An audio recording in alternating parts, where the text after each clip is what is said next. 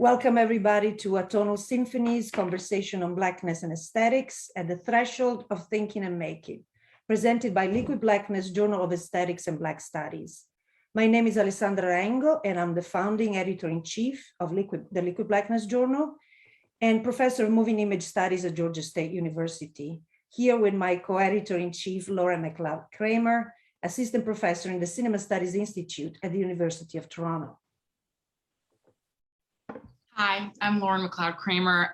So I'd like to begin tonight with two important acknowledgements. So first, this event is being hosted by Liquid Blackness, the Liquid Blackness Research Group, which is based in Atlanta, Georgia. But for my home here in Toronto, I'd like to acknowledge the land on which the University of Toronto operates. For thousands of years, it's been the traditional land of the Huron-Wendat, the Seneca, and the Mississaugas of the Credit. Today, this meeting place is still the home to many Indigenous people across Turtle Island, and we're grateful to have the opportunity to work on this land. Second, my second acknowledgement is to our generous sponsors. Thank you to the Department of Film and Media at Emory University. Atonal Symphonies is also supported by the Cinema Studies Institute at the University of Toronto and the Black Research Network at the University of Toronto.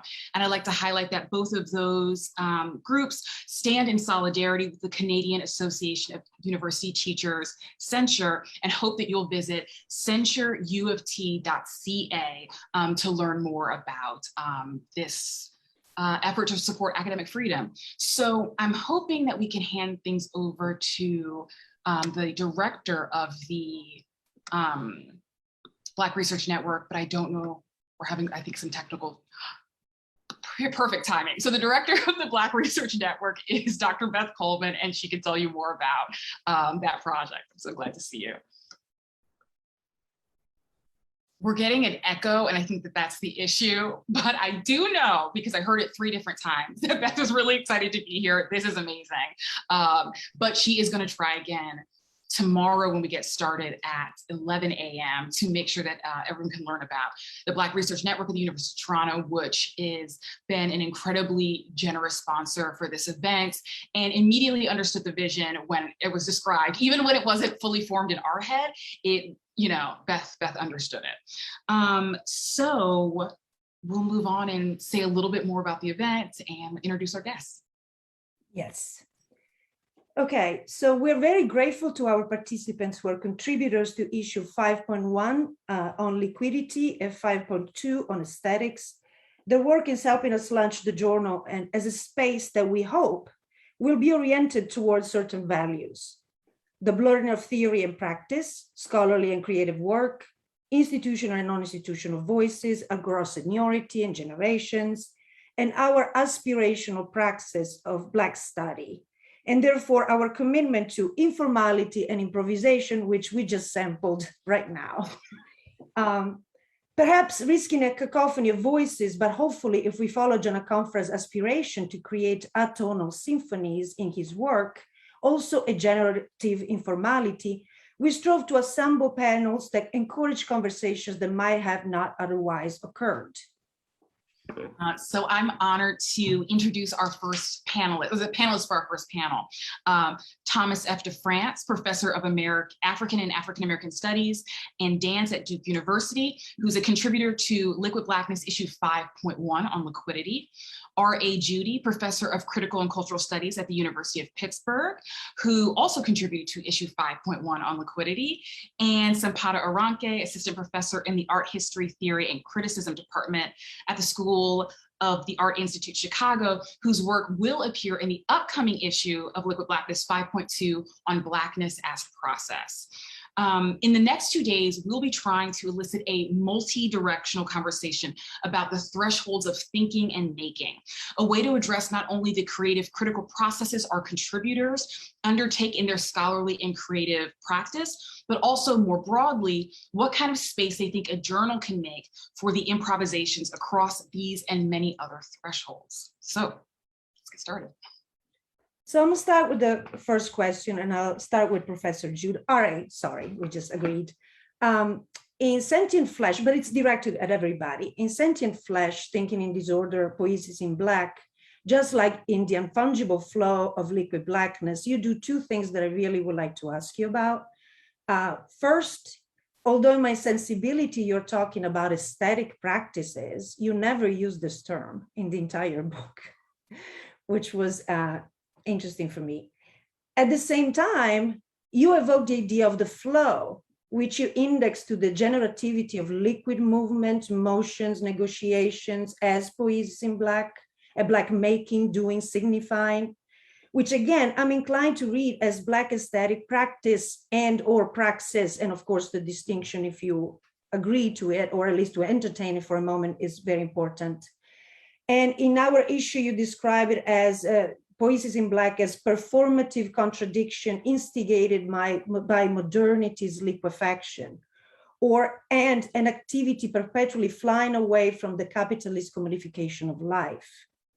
So I wonder if this resonates with Thomas's impetus for his Watery Fold essay, which moves through sweat, drink, moisten, melt, cry, flow, swim.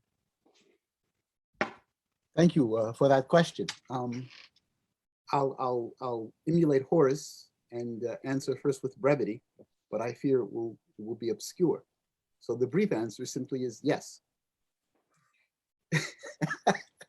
A more generative response is, firstly, there is a phrase that I use in Sentient Flesh, and I use it at some great length in the Coda, and that is poetic or aesthetic community, which is a translation of the Arabic phrase, al-Umma al-Shi'riya.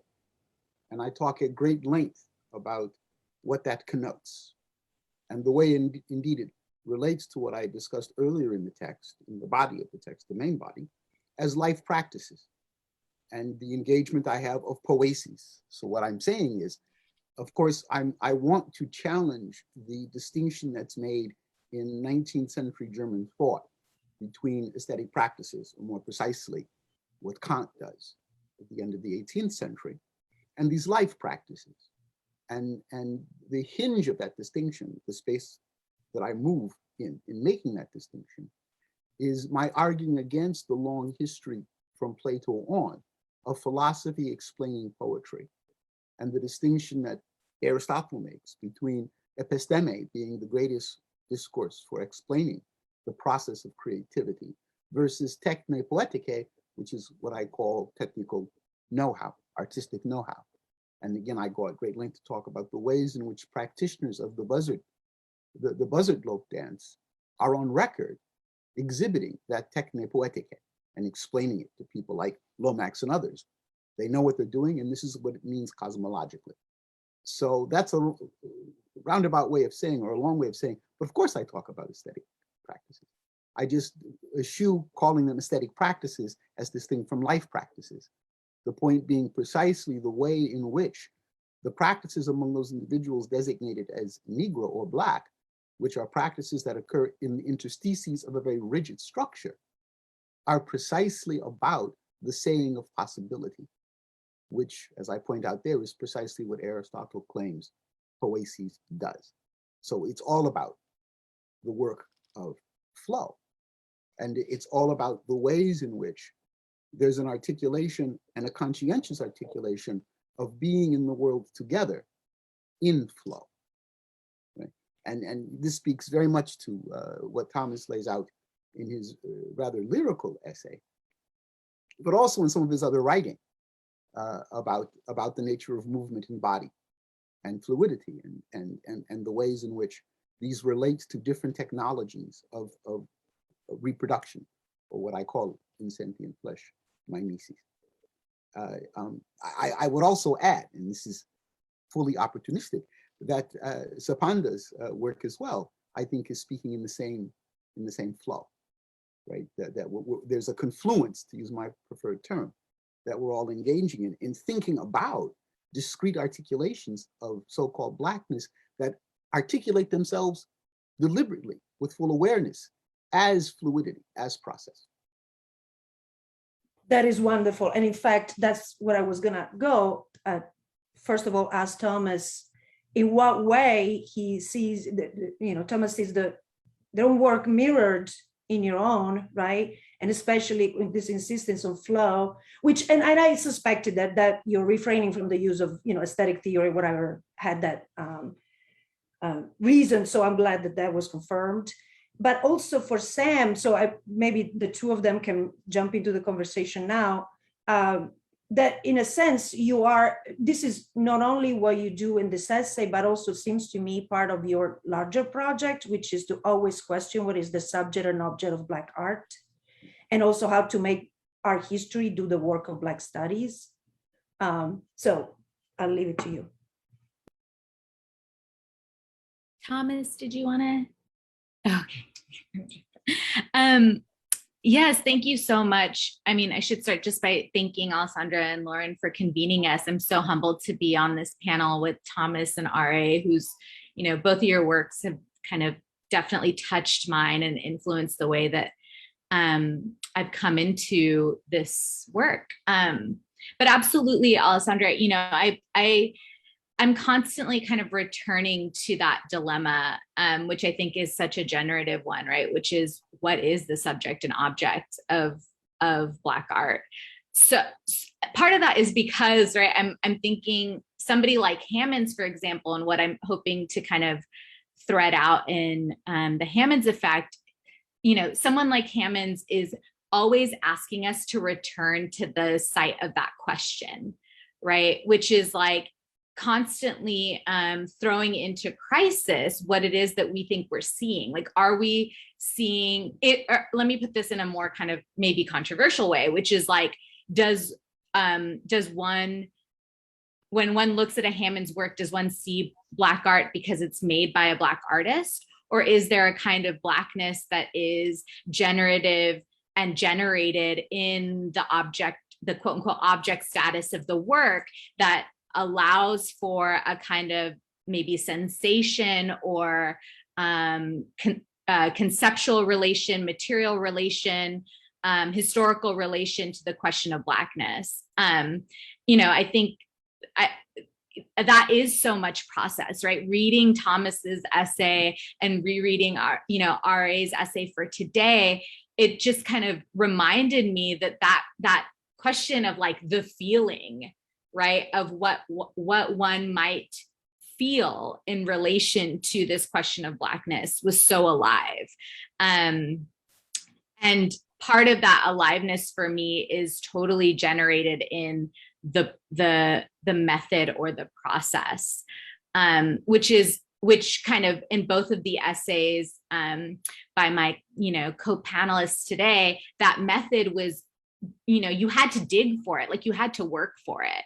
And that's exactly the kind of possibility, I think, that like Black studies might open up, right? It's not always laid bare for you or like made transparent. It's definitely not something that is translatable in a kind of clear, linear, definitive way. It's something that you have to work towards, and you have to go out and do that work to return to the scene of the writing to make it happen, right? Which is that beautiful moment right now where you're like, yeah, of course I'm talking about aesthetics, but I'm not saying it, right? Like you have to kind of get there. I don't know if that answered your question, but I find it to be, find these projects, right, to be so intertwined.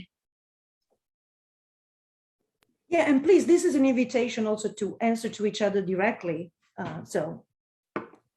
No, that's really helpful. And thank you everyone for the acknowledgements and gratitude in lifting up this project as a collective thinking and being near each other. I guess I'm kind of thinking about the temporariness of the technology of expressive, like life being in a way. As I was listening to Ari, I was thinking about it in terms of a kind of like a moving through. And of course, I'm always concerned with movement and trying to imagine in terms of movement. And then this question of address, Sam, and there was something in there about like how the work faces. And lately, maybe this would be juicy for us. I mean, in the last month or so, I've been finding myself talking about, this question of Black art, which is always a question, Black dance, what is it, how is it formed? How does it constitute itself? How does it know itself? And I've been trying to think about that in terms of address. So my sort of latest tussle is that work, gets to claim its status as Black work when it wants to address Black people. And that's really important to me that, I find myself less interested in addressing a kind of general white sort of subject in thinking through what the technologies of Black expression do. But I do think they're temporary. So for me, it's useful to think about moving through a poetic or an aesthetic as a practice and a process. But for me to say that, then I have to be willing to say that I'm not always in it. Like, I don't feel I'm stylistically necessarily moving to the grocery store, but then sometimes I am. So for me, it matters that I know the difference, not that you tell me I'm doing it differently, but that I actually generate the sensibility of understanding that difference. And I wonder, Ari, if we could kind of tussle with that a little bit and see if that helps open a question of aesthetics. For me, it matters that there are aesthetics that are quite a bit different than everyday flow, but I think we move through them frequently and, very powerfully and unpredictably. One of the things I found interesting in your work, Thomas, is precisely your attention to the tension between various mimetic modalities, techniques, and their myriad styles, right? And quotidian living, right? And quotidian living. And on top of that, the reflection on that tension, right? Where the three of them are in relation to one another, and not in a hierarchical structure. This is what I think about as confluence, right? And I can think of for instance, the piece Cain, right? And the piece that Brittany Williams did, which I don't remember if the name was there, but I know on the screen it was Soul, right? In which the installation of both of those pieces was both an exhibition of this tension, right? But also an expression of it. Now, for me, on the question of Blackness, it interests me the way in which capitalist modernity organizes life in a specific way. And in that organization creates a thing, the Negro, in a very particular way. And in a way that is infused completely with the grammar and dynamics of that modernity. Now, what interests me is precisely what those who are so designated do in the face of that, right? We can talk about it as you like to talk about it, apropos Christina Sharp's work, In the Wake, playing with the double sense of wake there, or we can talk about it in the way that I like to talk about it as in the interstices. But what they do there poses the question of what is human being in a way that is apositional to the formulation of the notion of man or the human that defines the epistemology of modernity. It's apositional, right? And in that apositionality, it opens up the question of what is the nature of human being, but also offers a set of answers. And those set of answers are the life practices. And those life practices are fundamentally poetic.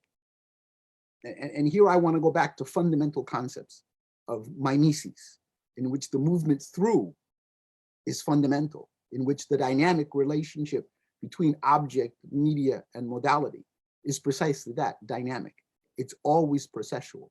So these folks, and I offer up some concrete examples, Ring Shouts, Buzzard Lope, Juba, these folks are performing being human in a very discrete way.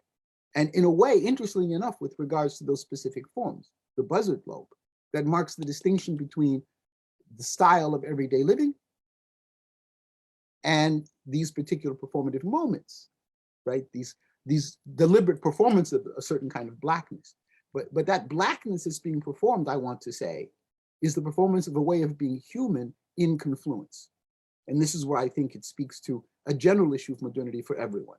So it's not an ethnographic expression. It's not a cultural expression. It's not, and this is, Sampada, you write about the Panthers, which is something that as a young man, I'm of that generation, right? And one of my tasks in Minneapolis was to disseminate the paper. And so I was really enamored with the importance of the artistry and with Huey's critique of the transformation that was taking place in capital. And you're recognizing that relates to David Hannon's challenging of the question of what is the object, what is the subject, what is seeing, is kind of what I'm trying to get at when I talk about this way of being human that's a confluence of different significations. I call it parasemiosis, right? And I would second, aggressively, assertively, proudly, with great joy, your recognition that was fundamental to the movement of the party, at least the movement of the party as Huey envisioned it. And that's what speaks broadly. So I hope I've tried to address what you're saying, Thomas, in a way that's aptly stylistic, because as you say, as I say, as we all say, style is everything. And it's always occasional. It always reflects the occasions of its articulation.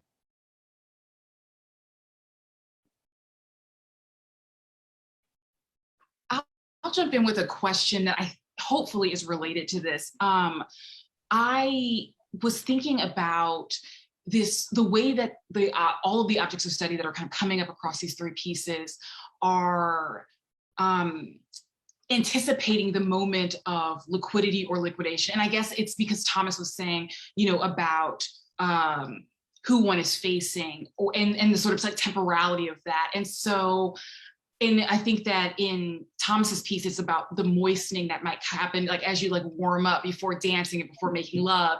And I think that, Sam is helping us think the way that Hammond's is anticipating this sort of art market. And I think similarly for the artists that come up in RA's piece. So I wonder if that anticipation for liquidity or liquidation helps us think about the sort of differences in these practices, or if you can say more about that moistening, that warming up.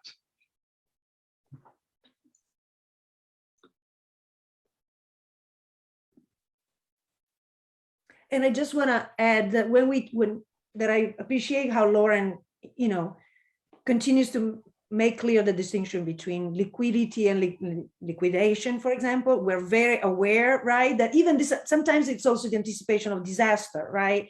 And so we don't want to romanticize any one of these poles in a sense, because we know, and all of your pieces show right, how absolutely, I mean, it's not a positive confluence, but unfortunately, right, they're so dramatically intertwined. So just for clarification.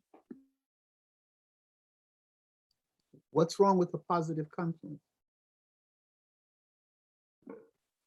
Well, I guess the fact that liquidity is both, as you say, there's no Negro without there's no liquid modernity without the liquefaction of the Negro, right? And there is, so the fact that liquidity as a concept is never safe, it's never secure from its outcome. It can have this kind of generative, right, interstitial, confluential, right, parasemiotic, element and balance to it. But at the same time, I mean, I guess you've done the work to tease them apart, right? But when we use this term without reactivating this work of teasing them apart, we risk glossing over this dramatic distinction. The one is generative, the other one is liquidating, quite literally, right? Or it's generative of the processes of capital, it's generative of processes of extraction, right? It's generative of other things. And so that cuts, that distinction, it's I think, the way I understand it, the way I see it, and the way I see it in your work is a constantly moving line that one has to be vigilant about. I think Thomas says, liquid blackness is a type of vigilance that holds back its tears, right? So So yeah, I guess that anticipation and vigilance maybe are the two things we're asking about. Now, like finally. I was querying because I thought you were wanting to dispense with confluence. Absolutely not. But I say there's also perverse confluence, unfortunately, sometimes, and that's why I wanted That's to. the greatest. That's the greatest sort. Right? No, because per the distinction you're talking about, it perverts the liquefaction that is modernity. Right? And I think Sam's piece about David is really a wonderful example of this. That the very nature of the market is to liquefy. So the question of what's being seen, right, becomes a question of finance, right? It becomes a question of credit and debt in precisely the way in which there was a huge financial market created on the speculation of the abstract value of possession of the Negro, right? So the perverse confluence always perverts that. The cover of my book is a David Hammond piece. So I was, Shaz Seconder is a friend of mine, and I was at the opening of her installation at the Morgan and at the cocktail party that was held by her gallery. And the owner of her gallery is a serious bibliophile. And my partner, who was the editor of the book on Seconder's work, had gotten to know him. And so she took it upon herself, unbeknownst to me, of bringing sentient flesh to give it to him. And so he put it on the counter. He was really taken with it. And everybody began to flock around this book, and he finally hid it because he thought it would be stolen. Why did they flock around this book, Sam? David Hammond. And right away they wanted to know, how did you get this from David Hammond? And I'm kind of perplexed. I asked him, how did you ask him? He said, well, I've got a good friend, AJ. How did you get to AJ? So this precisely the discourse you're talking about, which is the discourse of liquefaction. It was all about the discourse of credit and debt, where it was important to them as collectors and curators was to have control over the processes of evaluation, right? And what struck me right away about David, so the book became valuable because of David's presence, and it was ironically or oxymoronically because of his absence in presence, right? Which these folks were loving. I mean, it was almost erotic the way in which they were then proliferating in stories. Oh, I'm sure Sam can jump in here. Oh, I mean, I was literally just about to bring up Close Your Eyes and See Black, right? Which is the name of the work that's on the cover of Sentient Flesh. And, it is a fun, because I was also going to be like, what, that the dilemma that he raises, right? Which I know I keep using that word, but I think it's kind of,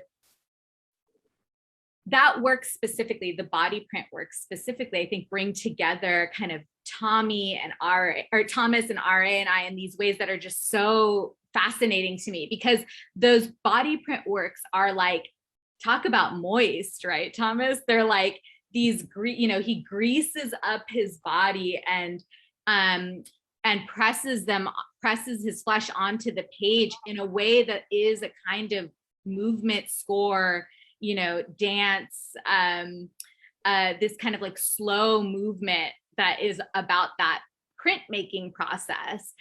To me, like that work, just the materiality of that work alone kind of brings us back to liquidity and also anticipation, Lauren, to your question, like the temporality of that gesture, right? That anticipatory gesture. Where you mark the page in such a way that like either slows down or speeds up capital, right? The process is slowing down the process, the kind of, I believe the process of capital by calling attention to the way that like Black flesh is actually marked and a process of mark making. But then to RA's point, right, the print itself becomes this kind of speeding up of capital, right? Where everyone crowds around the book to be like, how the fuck did you make this happen, right? And the circuits of exchange there, to me, all kind of anticipate and pull back from this idea of liquidity and liquefaction, right? Like, and the emptying out of the vessel that is David Hammond's, only to kind of regenerate it in this kind of speculative market as the myth, the man, the legend, right? I think like that there is this kind of beautiful way, and I really thought about that rereading your piece, Thomas, around that, like the way that there is so much anticipation, like sweat is so much a material of anticipation. Like I was like nervous sweating, right, for today, and I'm not even in the room with you all, right? But there's this kind of like notion that but part of what the anticipation is about is like, how does one make some kind of connection and meaning that can not be commodified for, you know, like that, or maybe not cannot be, but doesn't have the same kinds of circuits of exchange, right, on the market that other modalities do. And maybe that's just my, you know, kind of desire, and it's an impossible one, but that anticipation for me marks that desire, like marks a desire to have some kind of mode of relation that can crack the process of like emptying out value to be refilled by capital in various ways. I'm sorry that was like a turn, but it's, you know, I'm buzzing. It was a lovely turn. I was, you know, when you got a little bit in the thicket with not be able to be transported to the capital, and we all kind of went, what? That's not a thing. But there was a moment before that. I was thinking about the everyday, and I don't know if you'll like those words, RA, I'm sorry, but the everyday poesis is how I'm hearing it and trying to work with it. So please forgive me for a moment. But this idea that, you know, dance and expressive gesture offer us maybe modes beyond language. And that seems very important in this consideration of capital. I mean, Alessandra, even as Alessandra's sort of chiding us a bit to not only have one sort of definition in the front, you know, immediately my body says, oh yeah, because there are 5,000 simultaneously, so one or two won't do it all. You know, and there's something about movement and gesture that can, not in the era of TikTok. I mean, we can commodify dance very easily, and we do. And even the modes that Ari's mentioning are the modes that we know because they were commodified in certain kinds of ways. The ring shout, the buzzer low. The only reason we know these modes is because capital was very much inserted into their performances. At the same time, we know there are many other kinds of modes of movement that have not necessarily been inserted into capital yet. It gets harder and harder maybe for that to remain true for Black people on the planet, but I'm curious about that. And I'm curious about the spaces where gestures offer us recourse to something that momentarily suggests a something elseness, you know, this kind of temporary possibility that is lined up with a certain vigilance, but, you know, it's really hard to do. And, you know, something in there about embodied practice that, you know, wants to resist its recourse to a sign. To riff on Sam's turn is quite nice. Reading your piece, Thomas, and I'll be frank, I read as much as I could read of what both of you have written and said in various places. Two things came to mind immediately, apropos the question of sweat. And here I date myself. Love is slippery when it's wet. You got that, the Commodores. And the other one, from a homeboy of mine, at least, Morris Day. I don't sweat, I condensate, which spoke directly to the issue of cool that both you and Sam are interested in, right? Now, I want to relate that to what you just said about embodiment. And then I have a question I want to ask you about this in terms of performance in the work you're doing. In that Buzzard Lope was commercialized, but when you listen to Bessie Jones, for example, or you listen to, as I try to point out in Sentient Flesh, Lomax, who was one of the principal commodifiers, doesn't get it, right? It's got that scene where he brings together all these people to play reconstructed instruments, and he's constituted this as a sort of pure artifact of Africa, only found in the Georgia and Carolina Sea Islands, and he's got these people from Mississippi, from West Virginia, including a white guy, and there's this great exchange between them in the recording. And Lomax says in the liner notes, I can't attest to its authenticity, but they were really getting down. But when you listen to them talk as musicians, you know, Davis is trying to explain to the others what to do, and they're saying, we already know that, right?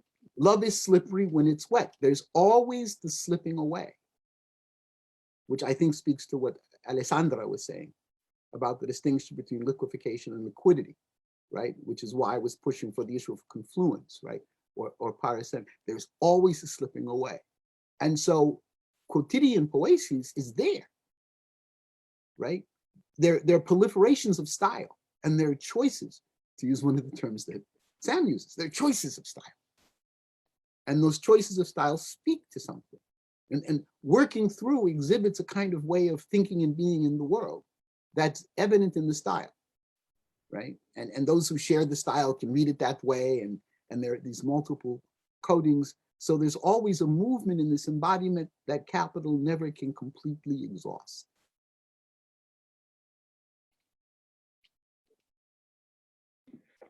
This brings me, I don't know if I'm jumping in, to this question of, and I actually have to credit a former advisee who was working on post-blackness and hip hop to some extent, but anyway, it's complicated, but she, and especially thinking about Jean-Michel Basquiat, right?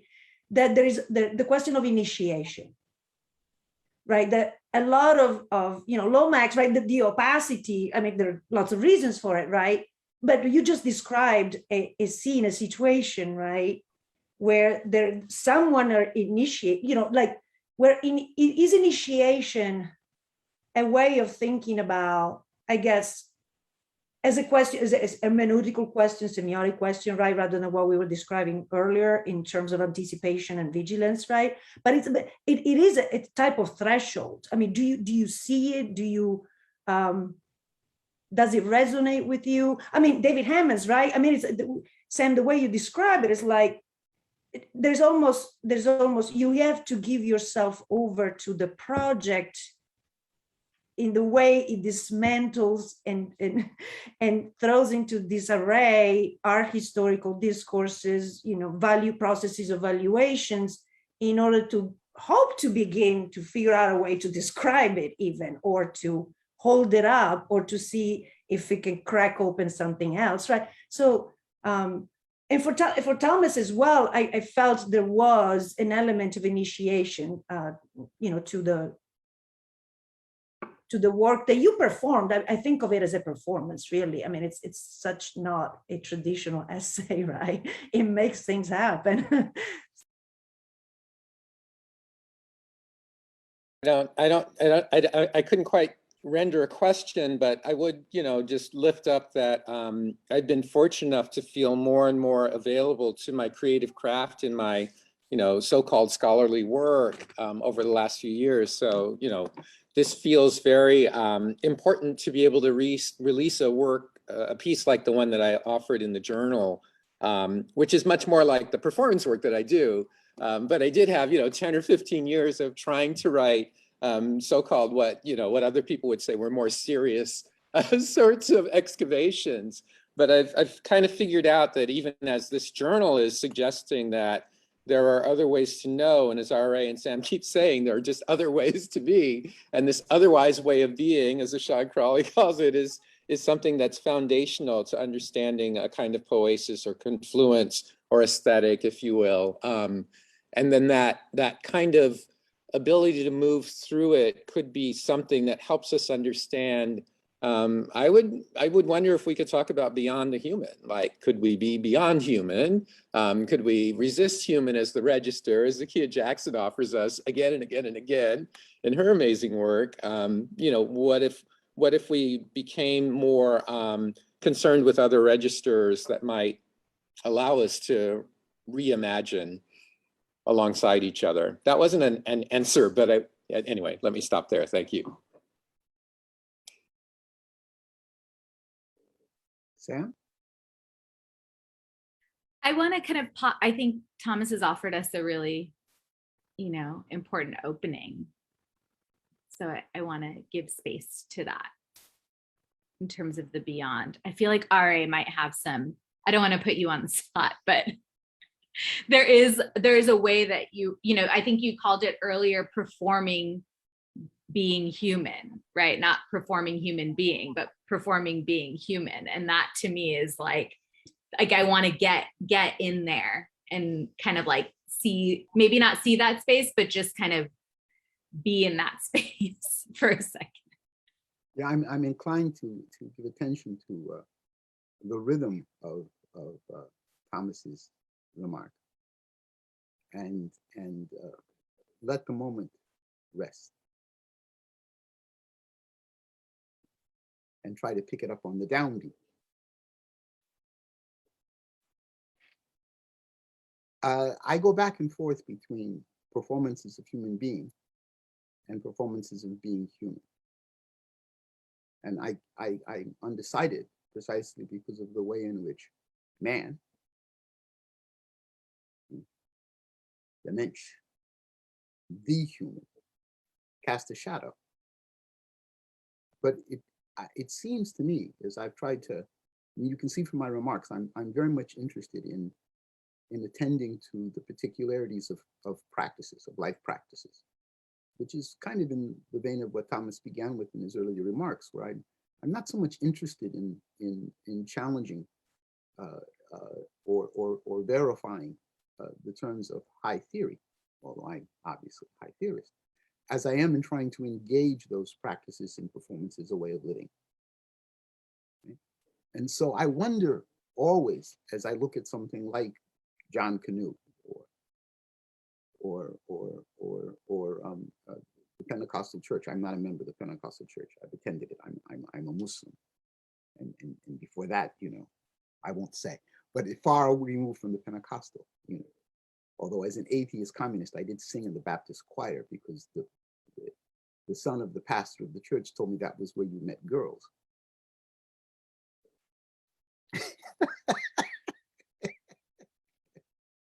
And the spirit moved me. But it seems to me that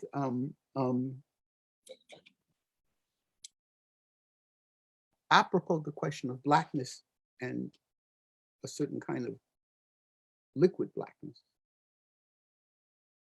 right? A liquidity that we might want to call Black because of the nature of its liquidity, was always beyond the human. And I'm really thinking au-delà, right? So I would almost want to say before, right? The human, not in the primitive sense, but in the face of. Right? And in the face of in a way that remains obscure. Right? I'm with Glissant.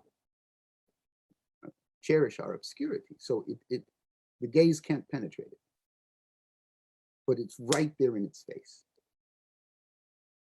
Right? So even those commodified forms are slipping away. And there's always attending it a discourse of the slipping away, which historically has been a discourse of transmission. And if I can, this is the kind of question I wanted to ask you, Thomas, because as I look at your work and the work coming out of your lab, and I look at it in comparison to Juba or the Buzzalo, both of which have seen an interesting revival, right? And this is also apropos what you say about, Wing and Buck, or Buck and Wing.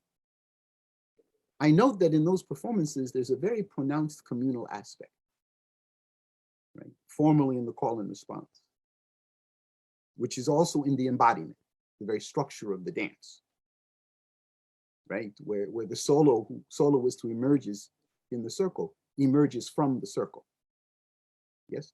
And in your pieces, and this goes back to the question of what's transmitted and indeed the embodiment, the style, which relies very heavily on this. You've written about Abeneli, but on a very particularly inflected modern dance choreography. And I'm thinking now of Kane, for instance, in which the individuality of the performance stands out, right? In a way that does not seem to have the same communal articulation in performance as those other forms. And I wonder, is that marking a change that's taken place? And is it a change in Blackness? And I use that term here very, very gingerly, because I don't want to be accused of saying there was some essential Blackness. But apropos the question of liquidity that Alessandra is so diligently and for a long time forcing us to pay attention to, is there a change? Is there a flow?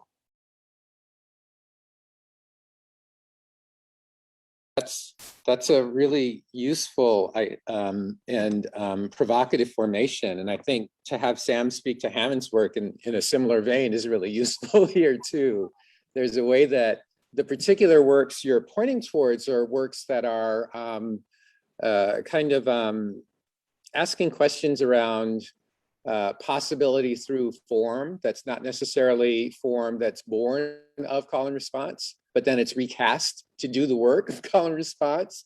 And then I see in the chat, there was one of our listeners on some other platform than the Zoom right now who was saying something about address, because I had offered that up before. A work like Kane, so my company had explored Gene Toomer's Kane in a certain kind of way with the sort of technological interfaces we're concerned with and curious about. And with artists who are working very much in something that we might now call contemporary ballet.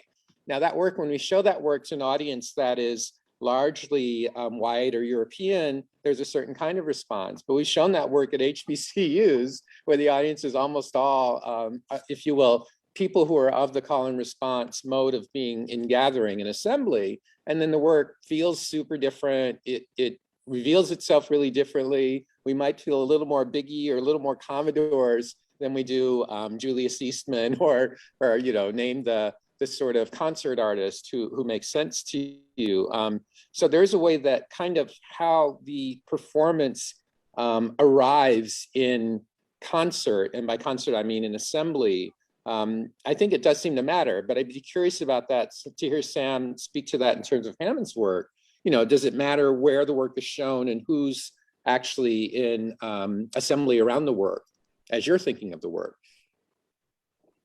No, it's an incredible question. And I want to just lift this to show you how my brain is trying to kind of get there, because I immediately thought of David Hammond's 1983 Blizzard Ball sale, where Hammond's quite famously in front of Cooper Union, makes these snowballs of different sizes and sells them alongside other people who sell their wares, right? And there's these beautiful Daoud Bey photographs.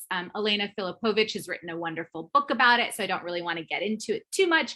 But, there we have this kind of public facing, this question of address, where Hammond's is, selling these snowballs to people who just are passing. And just to kind of fast forward, in 2016 at the Minution survey in New York, right, which is this gallery in this crazy, is it Upper East Side, mansion, and Hammond's quite famously kind of does his thing where he secretly curates the show by going in every day and rearranging the curator's decisions and writing on the walls and stuff. And they decide to account for 1983 Blizzard Ball sale, which is quite possibly his most famed work in some registers, or famous works is the work of conceptual art that David Hammond does, which is facepalm.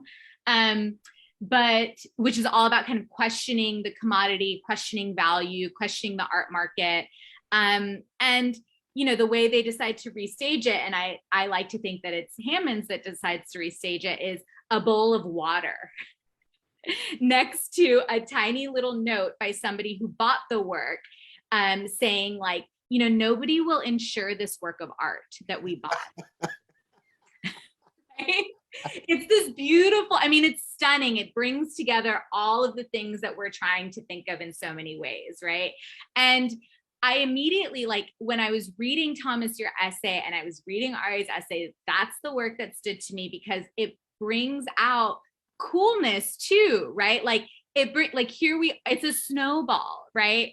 And he's selling this snowball with so much style, and then he kind of presents this, you know, wet bowl, you know, a bowl of water with so much style. And I just, you know, there's something in there to me about who the audience is and who the mode of address is, right? And what gets transmitted in this Minution career survey. It's such a like incredible moment of, you know, and I think I'm having a lot of poetic returns, because this week I just taught aesthetics of cool in my Arts of the Black Atlantic class, and I was trying to explain to my students like what it is that Robert Farris Thompson is doing, and I was like, you know it when you see it.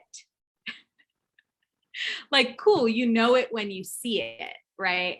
And if you don't know it, the joke's on you. And I just feel like that Minution display of Blizzard Ball Sail is such an activation of like how cold coolness can be, right? And how it's such a turn of the joke being on you. In this like mansion where you have all of these Hammond's works that are crazily speculated upon and insured, right? Here, like that moment of that kind of turn is precisely, it begs the question, like who is he addressing, right? No, it's a great point. Yeah, I'm sorry, go ahead. Sorry. No, please. That's it. I was just on this idea of cool as a refusal, and I was thinking of it as a performer, you know, this idea that when Oscar Peterson's playing, I've been kind of obsessed with a recording of his of Girl Talk. And, you know, it starts in one register and moves through a couple of different registers in terms of the feeling. And then this idea that the cool is the refusal. And there's a moment in the recording, you know, it's a live recording, of course. And there's a moment when the bass and the drums decide to double it. They're just like, okay, we're double. And he refuses, he just doesn't do it. And he holds off a whole nother verse, and then he goes in with them.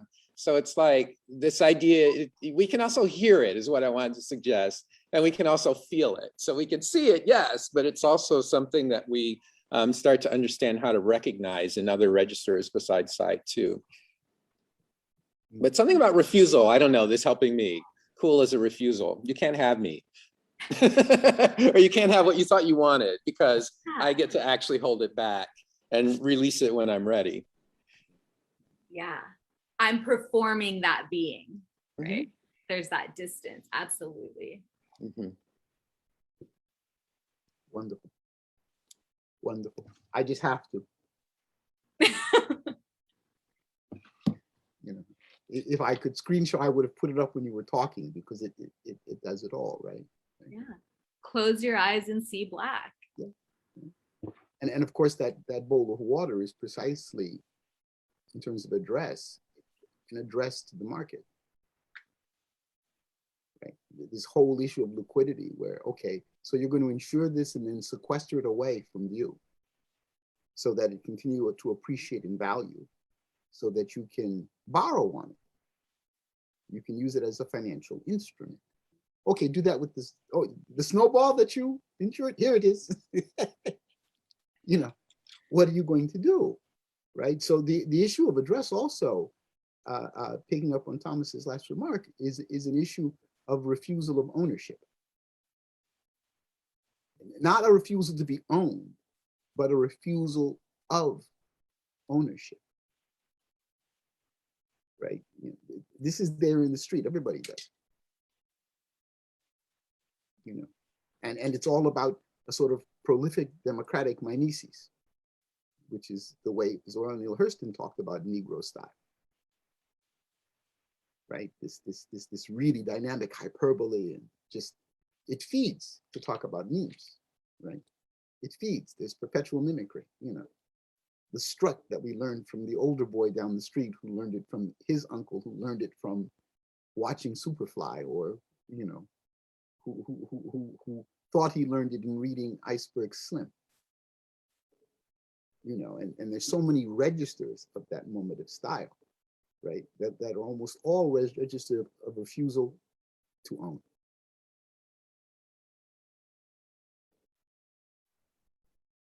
There's a question in the chat around music video liquidity, and then references to a few different kind of objects we could think about together.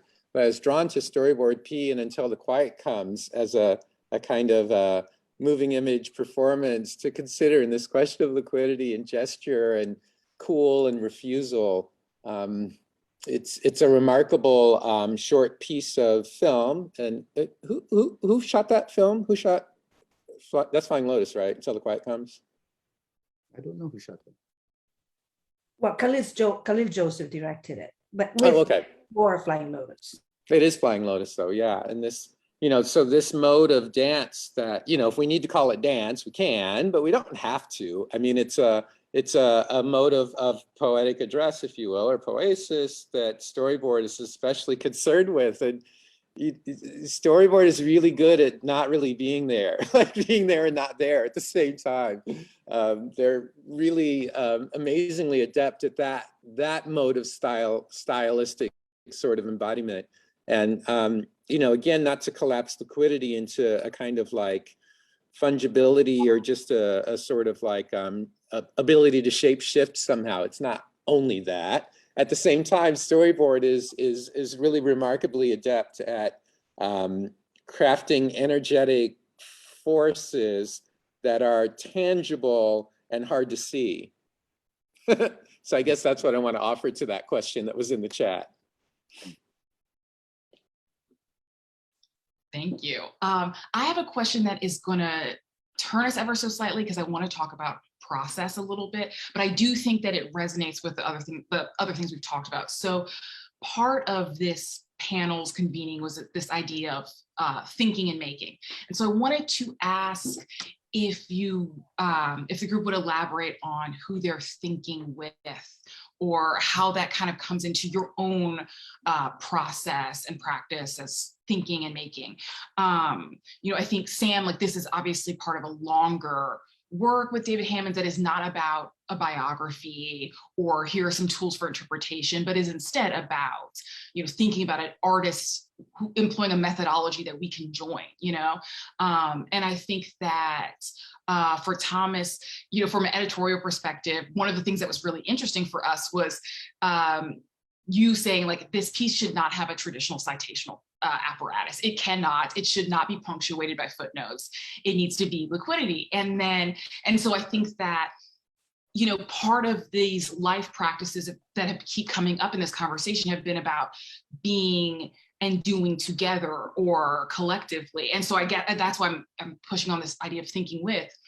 And then RA, in your piece, I would love to know a little bit more about how you might be thinking with Sandra Perry, because that the two images from her body of work feel like such interesting expressions of almost like the parody and that Black exotica that you say, that kind of that pushing that limit when it comes to Blackness and liquidity.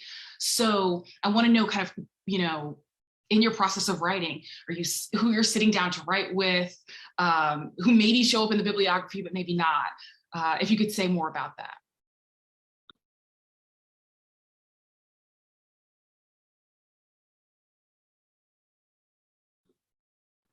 Should I start? Sure, yeah, go for it, Sam. Okay. Yeah, who I'm thinking with. I mean, I'm definitely in this, like, I feel like I could do that thing where I just list, you know, the kinds of people who are crucial to my, you know, thinking and approach to Hammons. I mean, you know, I think the top of that list is Hammons himself as a theorist, right? And trying to kind of, I've just heard, you know, through this entire process, when I tell people that this is the kind of second project, everybody has like a story. And one of those stories is, I don't know, I hope he's not listening. Mark Godfrey, said this thing, having worked with Hammonds over the years, it's like, he reads everything about him. And I feel like, this kind of like, to me, that is like such an academic, like he's such an academic. So he's kind of in this, at the top of my list. But I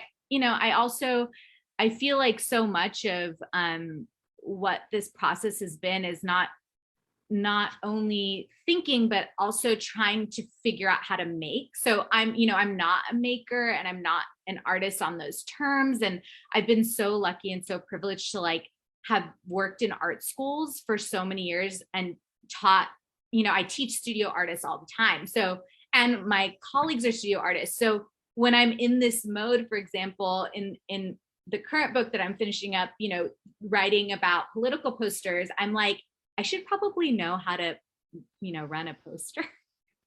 And being able to just kind of like walk in or like hit up a colleague who, and be like, could you show me this particular process, so that I can like feel what that feels like and hear the sounds of what that sounds like. And because, so much, it's such a kind of, it's so distanced for me. It's so kind of intellectual, or it's in my brain, right? I have this idea of how it is, but it works itself out so differently, right? To see how you do a multicolor process, or what it means to kind of put your finger in like grease and then put it on the page and then try to put something on it like Hammond's to get the lift of those creases is such a different mode of theory and of thinking. And I even hesitate to call it that because I don't want to run it over with that term, but just as a provisional term, that has been kind of at the top of my brain, is like trying to get into a mode of study that is actually distancing myself of who I'm thinking with, and trying to instead step into a place of, which is like very difficult for me as a Virgo rising, right? Relinquish the control of thinking and get into a different modality of what it means to do and to feel that materiality. So that's kind of where my head is right now, especially with Hammond's, but across the board. This is one of those questions that I really don't like, for more reasons than I can enumerate now. Some of them have to do with the problematic of address. How I answer this question depends upon who's asking it, right? And what I'm addressing, right? The questions of process always sort of throw me off kilter, as it were, a little bit off balance, right? So I'll try and, with that caveat, attend to it in a serious way that I hope will be generative, right? So obviously Sandra Perry, but also I should think obviously Naughty by Nature. And it's very much like Sam was saying. It's for me, there is no distinction between thinking and doing, right? Thinking is a doing, and it always entails the ostensive as much, if not more than, the deliberative. So even in that short piece, there's an illusion of the deliberative, but it really is a set of showings, right? And it works by a kind of a PS and a kind of analogy, right, of juxtaposition. And so the point, the ambition was flow, and to try to have a certain flow appropriate to the moment, right? Because style is always a response to a particular moment, a particular situation. Hence, I'm saying your question raises the issue of address, and trying to find that that expression that is adequate to that moment. So yeah, naughty by nature. And in terms of its lyrical form, I'm thinking of Tretch, but I don't want to take away from the rest. And you know, because a lot of the times when I'm doing whatever I'm doing, I'm always doing it with sound. And I'm always trying to struggle with thinking with sound, right? I also in other moments struggle with thinking in sound, but that's another venue, another context, involves other media and other modes. But I'm always in the writing trying to think with sound.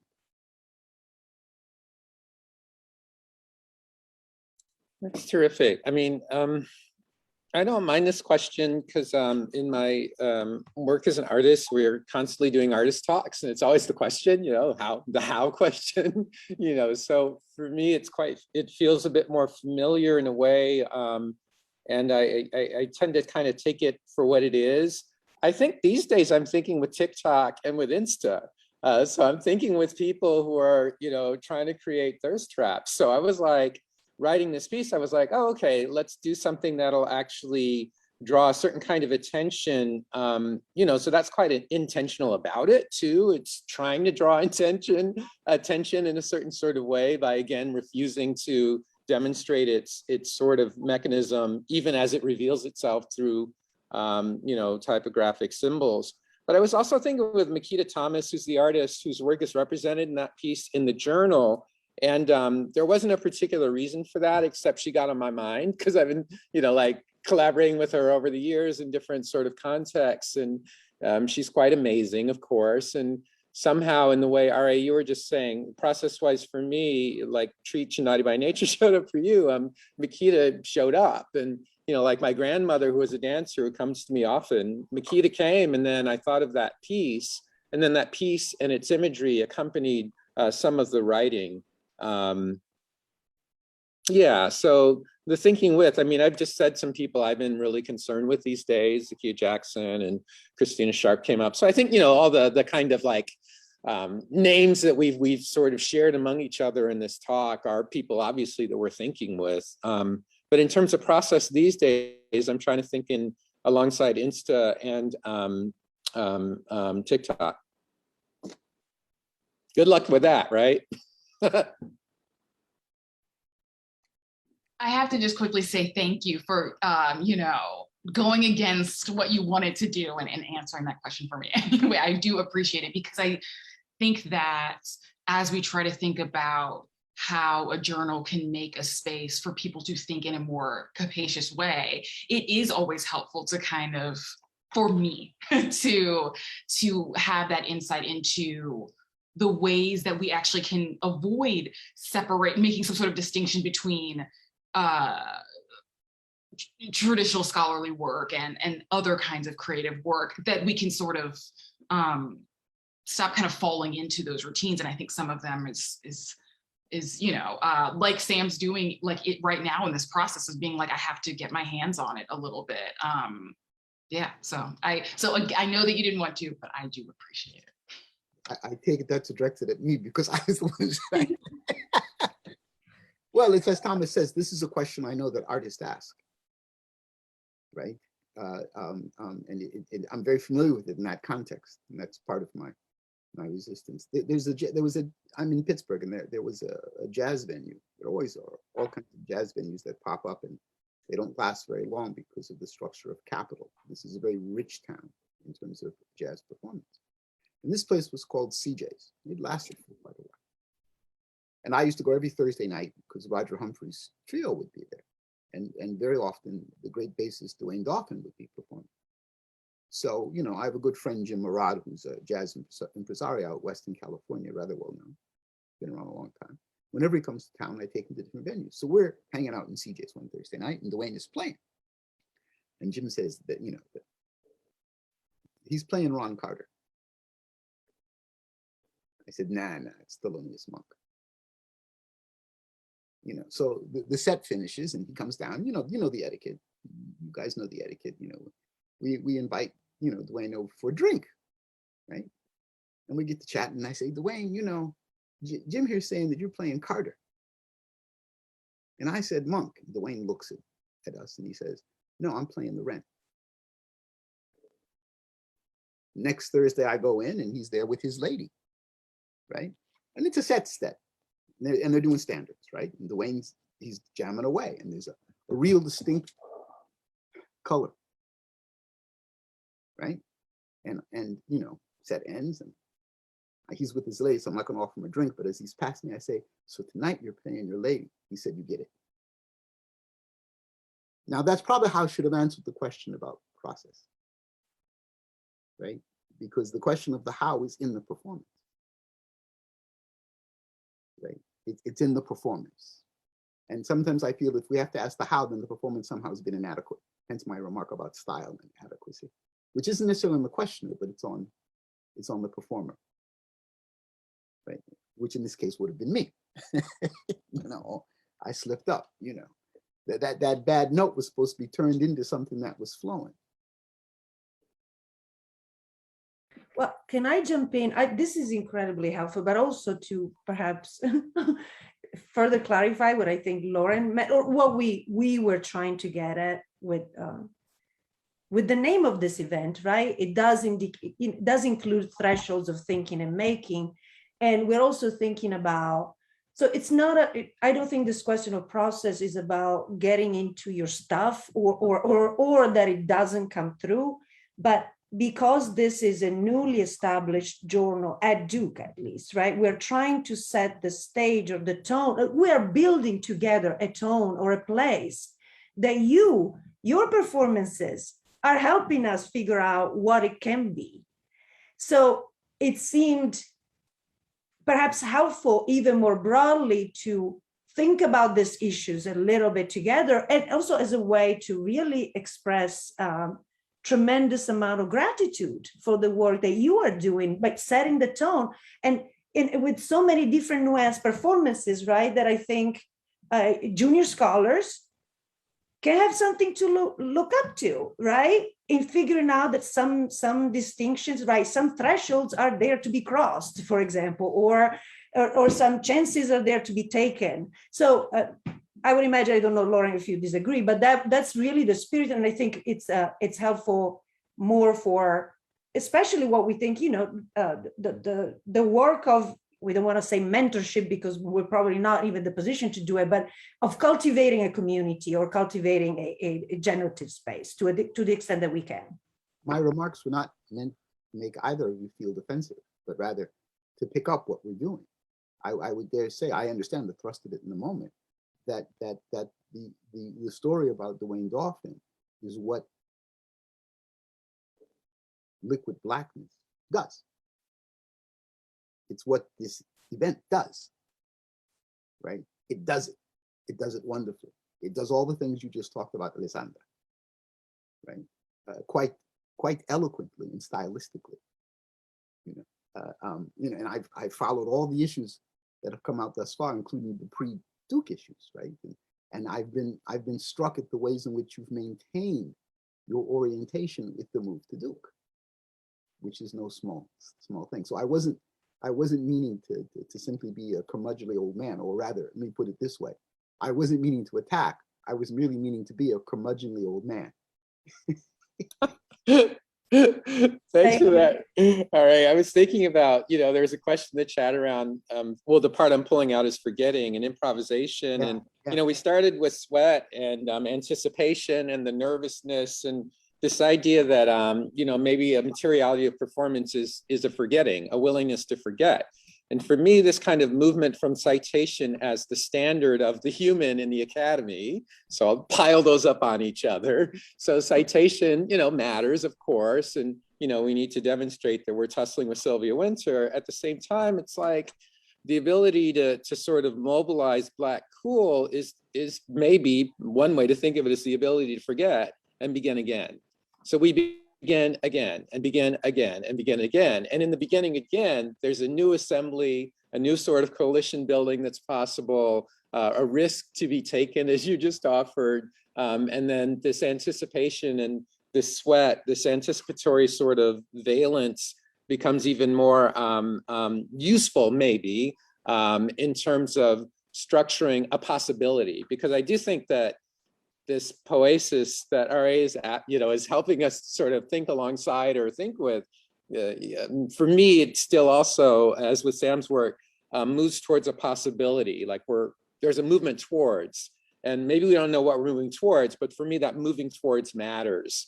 And it's an assembly, as this call is, and it's an improvisation, and it's scary, and there's anticipation, there's sweat, and we begin again. Yeah.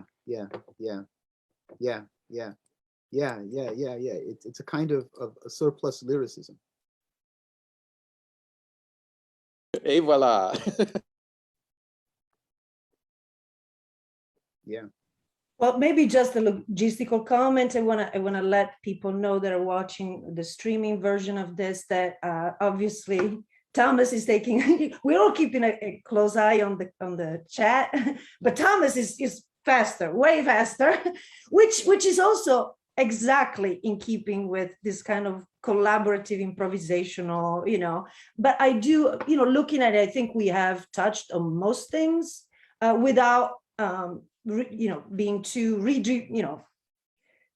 too directive of the flow of the current conversation as well. That said, we invite any feedback or any question from the audience as we continue to discuss.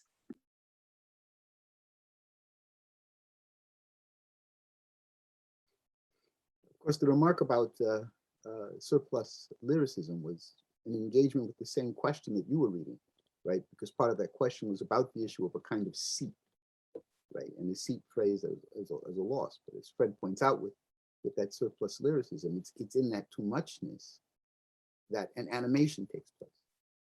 So it's like the ink blot that bleeds out, And this goes back to Sandra Perry, where you can let the bleed go, and the bleed begins to articulate other vectors, right? So apparently the integrity of an object is lost, but in fact, it was never there in the first place.